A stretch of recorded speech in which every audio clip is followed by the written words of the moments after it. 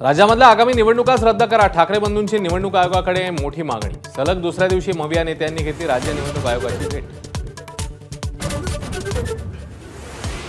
विरोधक सर्वाधिक गोंधळलेले, केवळ नरेटिव्ह सेट करण्याचा प्रयत्न. मुख्यमंत्री फडणवीसांचा हल्लाबोल. चूक लक्षात आल्यामुळे शरद पवार आज भेटीसाठी गेले नसल्याचाही निशाणा.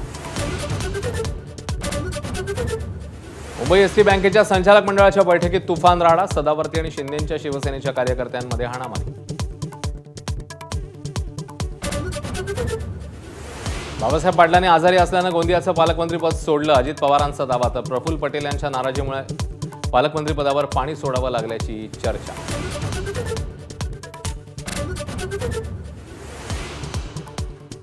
रवींद्र धनगेकरांना आवरा, अन्यथा युतीत मिठाचा खडा पडेल. भाजप नेत्यांची एकनाथ शिंदेंकडे तक्रार. धनगेकरांना शिंदेंकडून सबुरीचा सल्ला.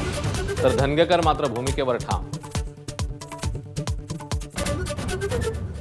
दादरमध्ये युवक काँग्रेसचं संघाविरोधात आंदोलन. केरळमधील आयटी व्यावसायिक आनंदू अजी यांनी संघाच्या अत्याचारानं कंटाळून आत्महत्या केल्याचा.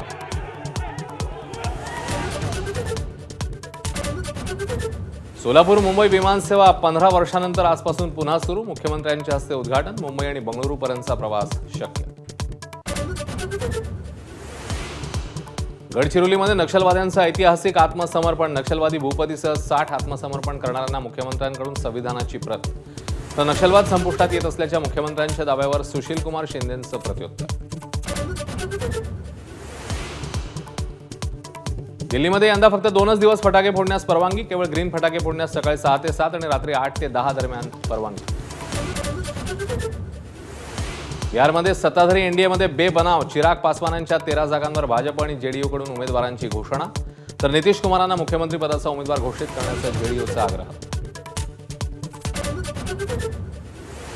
दूरदर्शनवरच्या महाभारत मालिकेत कर्णाची अजरामर भूमिका साकारणारे अभिनेते पंकज धीर यांचं निधन.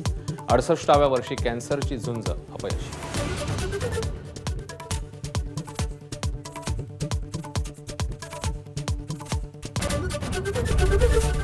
एबीपी माझा, उघडा डोळे बघा नीट.